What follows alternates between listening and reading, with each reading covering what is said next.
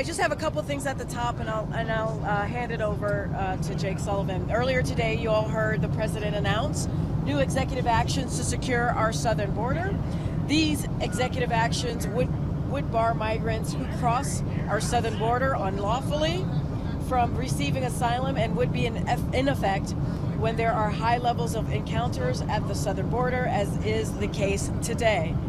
This will make it easier for immigration officers to remove those who do not have legal basis to remain in the United States and reduce the burden on our Border Patrol agents. As the president said, he would have preferred to address this issue through bipartisan legislation, but the obstruction of congressional Republicans left him no choice. And lastly, we are on our way, as you all know, to France, where the President and the First Lady will honor U.S. service members, their families, and their sacrifices to mark the 80th anniversary of the D-Day operation. And with that, I will turn it over to our National Security Advisor, Jake Sullivan, to take it. Thanks, guys. Just to set the stage for the next few days, as Karine just said, the President's on his way to help commemorate and celebrate the 80th anniversary of the D-Day, of the landing at Normandy by the Allies, which paved the way to victory in World War II.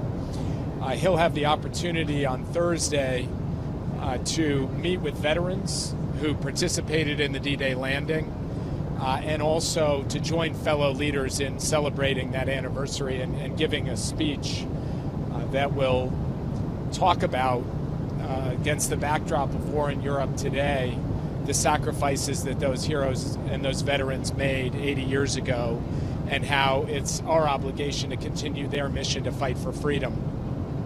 Then on Friday, he will return to Normandy to speak at Pointe du Hoc, which is a 100-foot-tall cliff that Army Rangers scaled under gunfire to take fortified German positions. And he'll talk about the stakes of that moment, an existential fight between dictatorship and freedom. He'll talk about the men who scaled those cliffs and how they put themselves they put the country ahead of themselves.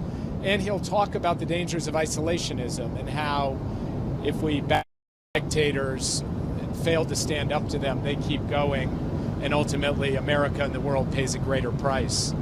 And over the course of the 2 days, he'll really be drawing a through line from World War II through the Cold War and the stand-up of the greatest military alliance the world has ever known, the NATO alliance, to today, where we face once again war in Europe, where NATO has rallied to defend freedom and sovereignty in Europe, where NATO has in fact expanded under President Biden's leadership, and we're all working together with the coalition of 50 nations to support Ukraine in its fight against Russia's brutal aggression.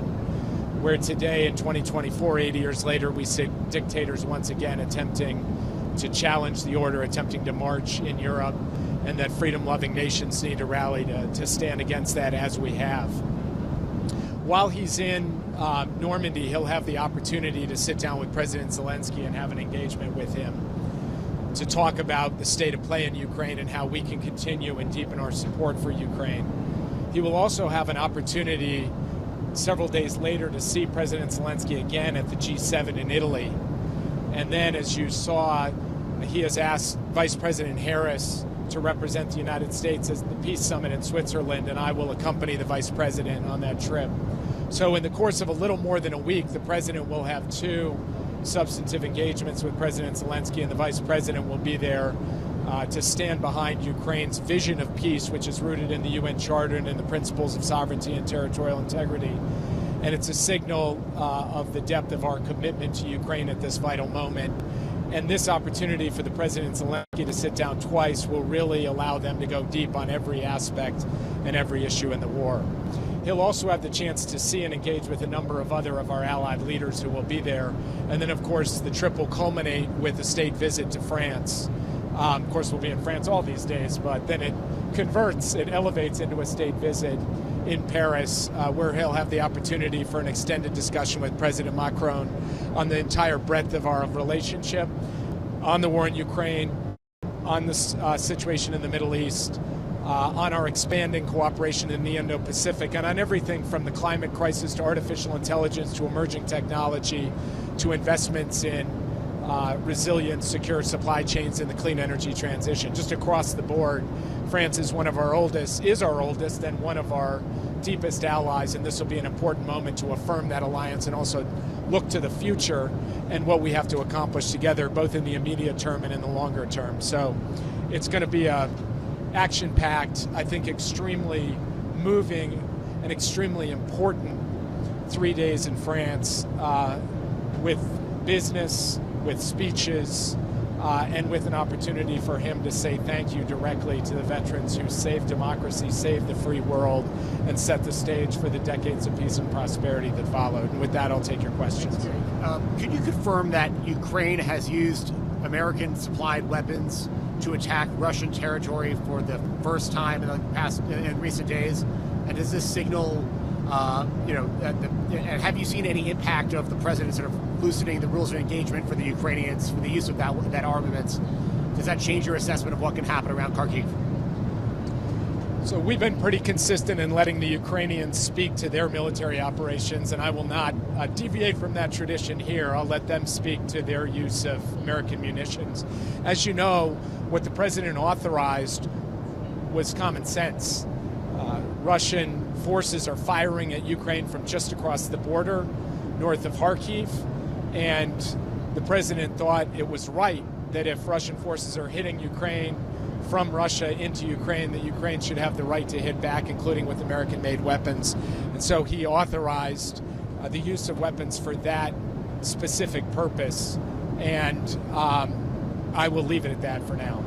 Jake, President Macron is apparently considering sending French military trainers into Ukraine. Is that something that President Biden would consider as well, sending U.S. trainers into Ukraine? As we've said several times on the record, we're not planning to send U.S. military advisors or troops, trainers to train Ukrainians in Ukraine. I will point out that the United States has stood up a substantial training infrastructure in Germany. It has trained thousands of Ukrainian soldiers on Western-made equipment. We stand ready to continue and, in fact, expand that training. We have communicated that directly to the Ukrainians. And all of the training that we do is very closely coordinated with our allies and partners, many of whom have also conducted extensive training of Ukrainians outside of Ukraine and will continue to do so. We'll have the opportunity to speak with the French president and the French team on the ground about what they are thinking. And obviously, I'm not going to get ahead of any announcements they make. I'll just say that for our part, we're not planning for a training mission in Ukraine. Jake, a Hamas spokesperson this afternoon essentially rejected the ceasefire plan that President Biden laid out. He said they wouldn't agree to a plan until Israel laid out its terms for a permanent end to the war. And how disappointing is that for you? And I wonder if we can circle back to last Friday, and the president seemed like there were some statements afterwards. It seemed like there was sort of an opening here for a deal, which was quickly closed. So were you all surprised with the quick rejection, both from Israel and Hamas, to this latest proposal? First of all, I take issue with the end of your question where you said Israel rejected the proposal. The Prime Minister's own advisor went out publicly and said they accepted the proposal. They have reaffirmed that they have accepted the proposal. The proposal, as described by President Biden, is a proposal that Israel accepted before and continues to accept today, and the ball's in Hamas's court as to whether they're going to accept it or not. Now, we are waiting for a response from Hamas. You're going to hear a lot of things in the media, a lot of statements from a lot of different voices and a lot of different people. We will regard a formal response as one that gets conveyed to the Qataris, who were the ones who transmitted the proposal from the Israeli negotiators to Hamas. We have not gotten that yet. We're in not just daily but hourly contact with the Qataris. If we hear anything, we'll let you know. But I will point this out. The president said in his speech not that Hamas had accepted the proposal, but that they should. So he acknowledged on Friday Hamas may choose that they think it's just better to let the war and the suffering and the violence continue. That wouldn't be terribly out of character for a vicious and brutal terrorist group. But what we hope they will do in the end is see that the best pathway to an end to this war, the return of all the hostages, a surge of humanitarian assistance, is to accept this proposal, which is a good proposal that the United States stands behind, that Israel has accepted, that the G7 has endorsed, that the Egyptians and Qataris have endorsed, and that much of the rest of the world has rallied to support. The onus is on Hamas, and it will remain on Hamas until we get a formal response from them. Again with Israel, Jake, and also this week's theme of lessons learned from the past. How does the U.S.'s own experience in trying to root out Iraq's Ba'athist Party, how does that inform your view of Israel's desire to politically and militarily destroy Hamas? Is there any daylight between Israel and Washington on this issue? Look, I've stood at the podium and said that our view is that the comprehensive defeat of terror in Gaza, including Hamas and other terrorist groups, requires military action, and we've seen military action, but it requires that military operation to be connected to a broader strategy. And what we would continue to encourage Israel to do is to have a comprehensive, holistic strategy, including for a day after in Gaza, that builds an alternative vision for the future of a stable Gaza that is not a platform for terror, where people are protected, where there is the capacity for the civilian population of Gaza to get the assistance and rebuilding that they so badly deserve, and that the United States is prepared to participate in, as well as the Arab world and the rest of the world as well. So what we would like to see ultimately is a comprehensive, coherent strategy that connects military operations to a strategic endgame, and we will keep pressing and encouraging the Israelis to follow that course as we continue.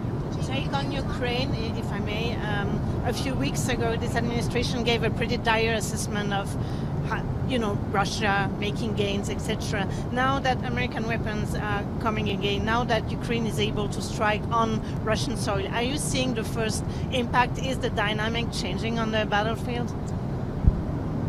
I'm very careful about making assessments like that because it's a dynamic situation, and because, as I've said, Ukraine was in a deep hole due to the delay of the passage of the National Security Supplemental and the sending of substantial flows of weapons to them, and they've been digging out of that hole.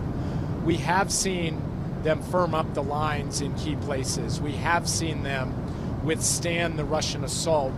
So, for example, north of Kharkiv, the Russians came hard across the line, advanced a few kilometers, and the Ukrainians are standing their ground.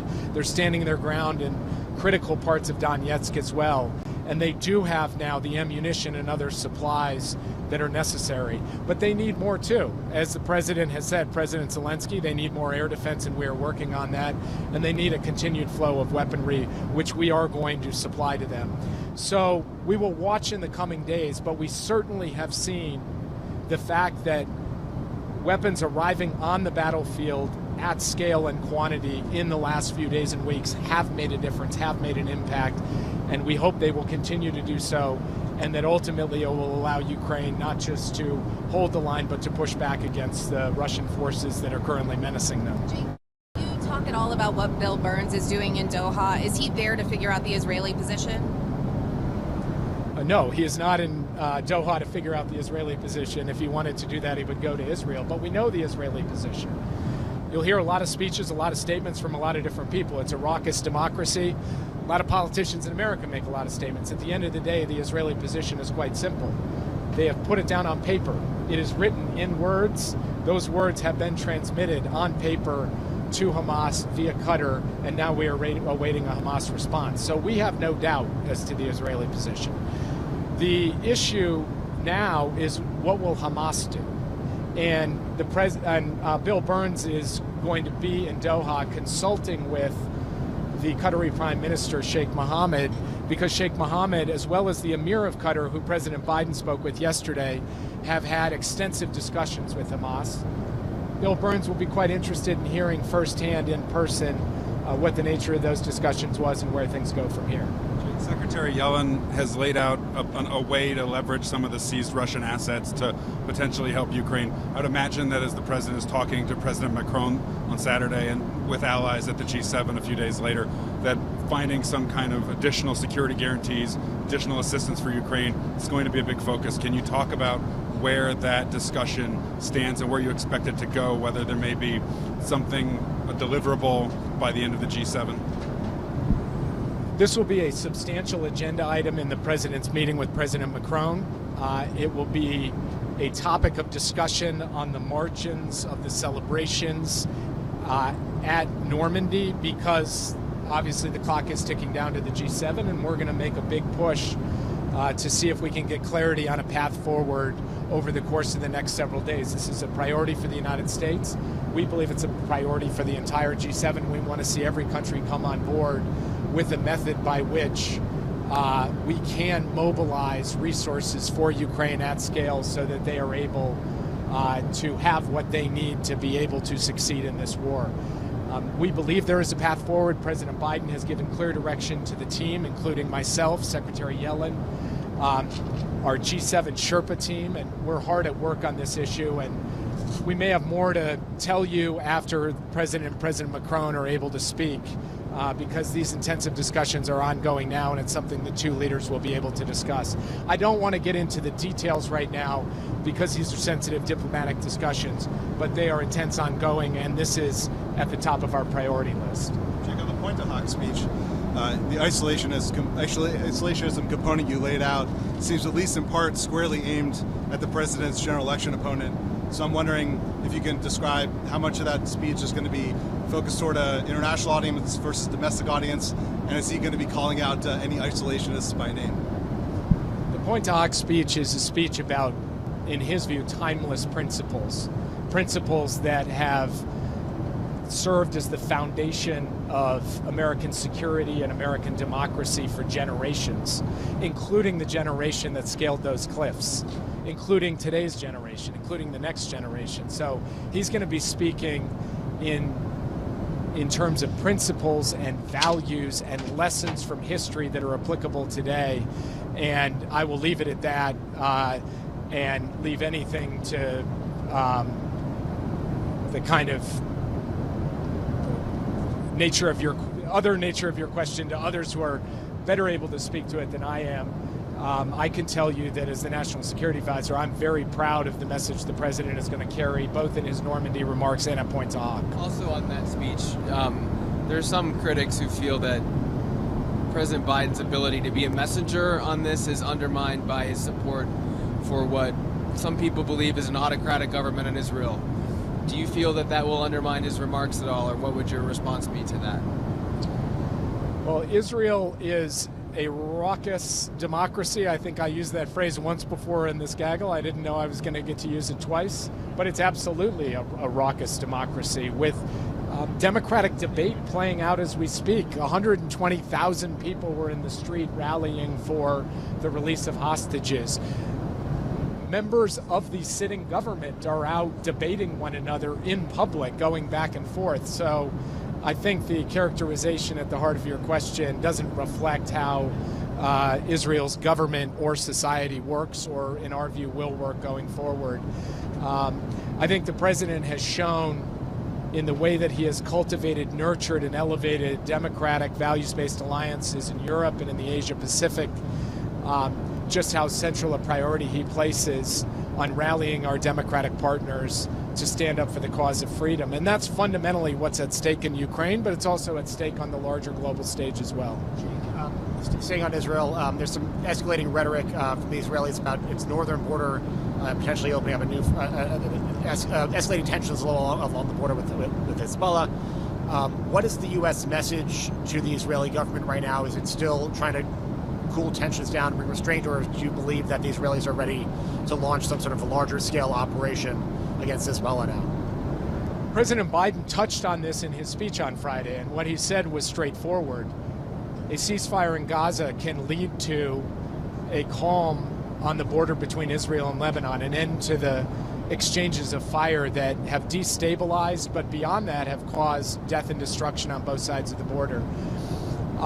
That calm then, we believe, can be converted into an enduring platform of security where people can return safely to their homes and stay in their homes. And we have been engaging in robust diplomacy on that front. We'll continue to, but we believe that that path is available and it is the best path forward. I've seen some comments in the press in the last hours, last couple days. I haven't had an opportunity yet to dig into this deeply with my Israeli counterparts, so I won't speak more to that until I can talk to them directly about what their latest thinking is. Taiwan, Jake, if I may. In his interview with Time, the president said, not for the first time, that he's not ruling out using U.S. military force in case China invades Taiwan. Is this a change of policy, and can you maybe explain what exactly he means by U.S. military force? Well, the president said in that very same interview, maybe even in the very same paragraph, that there's been no change in policy. The United States stands behind the One China policy, the Taiwan Communications Act, the Taiwan Relations Act, the 3 joint communiques, 6 assurances, and we will continue to do that. The president also is a straightforward person. He's been asked this hypothetical question. He's given a response, but he has been consistent and emphatic that our policy has not changed. Sticking with China, President Xi is calling for a Gaza peace summit. Do you think that's a good role for China to play? What would you like to see them do? And also, it's the 35th anniversary of the events in Tiananmen Square. What is the White House's message to freedom seekers in China and elsewhere? The Secretary of State will be, or probably already has, put out in a statement that lays out, I think, quite clearly where the Biden administration, the president, the United States stands on this important anniversary. I will let that statement speak for itself and for us. On the issue of President Xi's discussion of a Gaza peace summit, I don't know what he has in mind. I haven't heard any details or seen anything further from them. I would just say if the PRC is interested in bringing an end to the war in Gaza, they should sign up to the proposal sitting on the table, support it, endorse it, and call on Hamas to accept it. That would be probably the best way to get an end to the war in Gaza. It's there, it's available, it should be taken, and that's where every responsible country should be putting its attention and energy in this vital moment. Jake, on migration, the president's order today obviously depends on Mexico to take back those migrants who've been returned.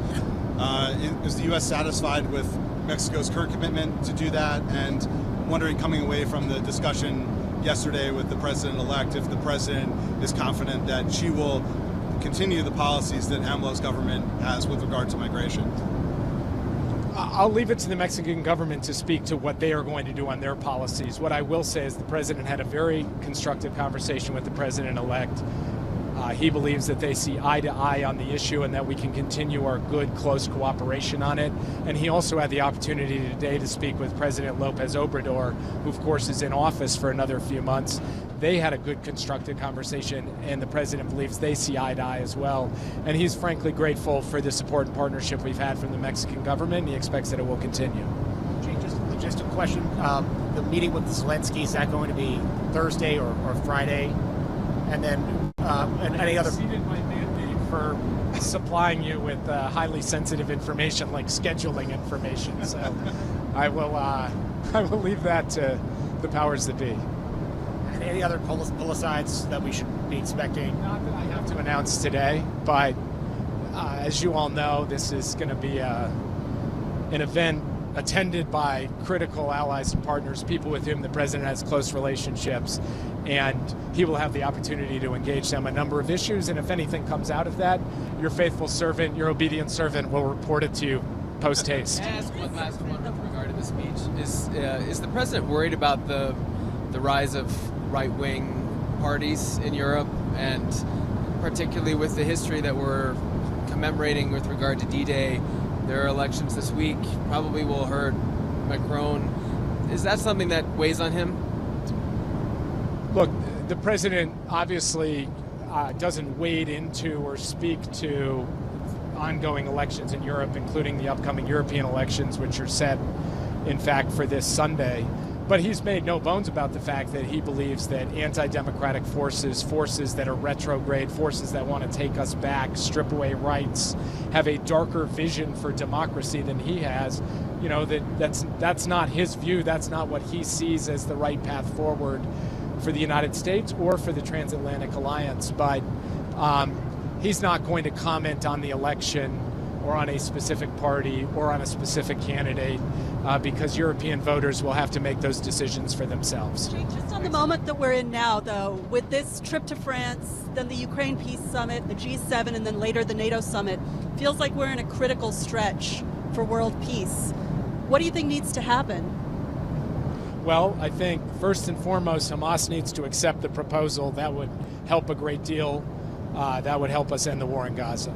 Second, I think that the free world, the nations that have rallied to support Ukraine, need to not just reaffirm but double down on that support, and that part of that involves us making sure that we're delivering the actual material, tangible capabilities Ukraine needs. And I think over the coming weeks, you can expect announcements of further deliveries of substantial capability to Ukraine. Third, I think we need to send a clear message to Putin that he cannot outlast us and that he cannot divide us. And we have been very good at holding the line on those two messages, and this is going to be a great opportunity over the coming weeks to put not just a period at the end of that sentence, but an exclamation point. And then finally, we have to look at the larger set of trends and currents in the world, from artificial intelligence to the climate crisis, and see that these geopolitical challenges are vital and we need to get them right, but we also have to make sure that technology is working for us and not against us, that we are mobilizing common action to solve the great challenges of our time, like the climate crisis, and that democracy can deliver. And in these next 6 weeks, the president will try to put all that on display. And he'll draw from history to do it, as you'll see in these next 2 days. He'll draw from the present, and he'll also speak about the future. And in between all of your guys' fun and frivolity in Paris, you'll get some good moments on this trip. So I'll leave it at that. Thanks, Jay. Thank you, Jay. Thank you, Jay. Hi. All right. Thanks, Karine. Can you talk a little bit about how the president has been following his son's criminal trial? Is he getting briefed by White House staff? Is he just consuming the news? Look, as you saw, and I spoke to this yesterday as well, you heard directly from the president talk about how much he and the First Lady love his son and support their son. And that continues, obviously, to be the case. I don't have anything beyond the statement that he shared with all of you. And so I'll just leave it there. Go ahead, Zeke. Do you know what? The president dropped the First Lady off at her own plane on the way to Air Force One. Is she going back to Wilmington to attend the trial for day 3? I would have to refer you to the First Lady's office on her travel. I just don't, or her travel. I just don't have anything for you at this time. So. On the executive order today, how concerned is the White House that it may face legal challenges, and how confident are you that it will withstand those challenges? Look, we're confident that it will withstand legal challenges. Look, I think we have to take a step back here. This is a situation when you think about the immigration system, you think about the challenges at the border that has been ongoing for decades now, and the president that he wants to deal with this in a comprehensive way. He wanted to deal with it in a bipartisan way. That's why we're able to get that proposal coming out of the Senate. We saw what Republicans in the Senate did. They voted against their own interest, their own proposal that they put forward, their own legislation. And it's unfortunate that they're choosing political partisan. And the president has always said, I even said this in the gaggle yesterday, I've said this many times, that he was going to look at every option, evaluate every option to deal with a serious issue that we're seeing with a broken system. And so he took that on. We feel confident in the legal component of this, but the president's never going to stop to take action. Of course, he's going to continue to say that in order to actually deal with this immigration system, we have to have legislation. We have to have a bipartisan option here. We have to make sure that Congress does its job and pushes forward and deals with the challenges at the border with a legislation that he can sign. And the one that they rejected, the Senate Republicans rejected, would have been tougher, would have been fairer, and we are in a situation where the president said he's going to take action, and he did. On the border numbers have been trending low this month compared to previous months. So why do the proclamation now? It's still unacceptable. The border, what we're seeing is still unacceptable, and so the president decided to take action. And so, look, we understand, and you all have reported, majority of Americans care about this issue. They care about the challenges at the border. And the president has always said he's going to take action, and he has. And you're right, the numbers have been trending down, but it's still not where it should be. It's still not, doesn't mean that we still shouldn't take action, and that's what you heard from the president today. Can I ask about the South African election and just how the White House sees its future with Pretoria now that the ANC, which was such a bulwark, has lost so much ground? I mean, look, so we're going to wish all South Africans a peaceful and democratic, they had electoral process, which they had. Look, we have a strong relationship with South Africa, and that relationship is going to continue based on the priorities our two governments and people share. For example, together we are addressing the impacts of climate change. You just heard Jake give a pretty eloquent response to your question and talked about the importance of that diplomacy around climate change, just as we think about the world globally, obviously, and collaborating on renewable energy, strengthening health security through a robust health agenda, and advancing regional peace and security, and growing our bilateral trade and building inclusive economic growth for all of our people. And South Africa stands as a vibrant democracy, and we look forward to continuing and strengthening our work together in the years ahead. And as two constitutional democracies, the partnership between South Africa and the United States remains an anchor for peace and prosperity in the world. And so, look, that's what we're going to continue to do, continue that diplomacy, continue that partnership, and I'll leave it to them to speak about their party and their, obviously, their Sticking on the mother continent, do we have any updates on Kenya's Haiti mission, any efforts that the U.S. is putting into? So I don't have any updates. I think, when the Kenyans were here, obviously, for the state visit, they continued to reiterate their commitment to their mission in Haiti, and we've seen some progress. You've heard Canada make some announcement as well, and as you saw, there is an interim prime minister. So obviously there is movement happening that we support here from the United States, and we want to make sure that the Haitian people have obviously security, and they have the ability to elect their government, and that's where we want to get to a place too. And so we're going to continue to support that effort.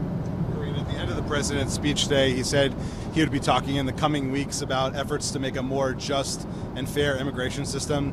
Can you give us more details on that? Is that like speeches about stuff he's already done, or like more executive action? So I'm going to be mindful not to get ahead of the president on it, making any announcement about what could be next. Look, I think today was an incredibly important action. We have always said, as I stated earlier in one of my answers, that we are going to do everything that we can to deal with this immigration system that has been broken for decades, and that's what you saw the president do. We, of course, want to see Congress move forward with a bipartisan legislation, pass that out of the Senate, out of the House, to get that legislation to his desk so he can sign it. But the president's always going to look at every option on the table to make sure that we're dealing with this broken system. I'm not going to get ahead of the POTUS at this time. All right? One last one for you. When the president is writing his speeches for Thursday and Friday, is he thinking at all about the service of his uncles in World War II and his personal connection? Should we expect any reference to his familial connection to the conflict? So look, I think Jake did a really great job in laying out kind of the president's thinking on this speech on Thursday. And so I don't really have much more to add to that. I'm going to let the president give that speech. It's going to be an important moment, right? This is a commemorative moment.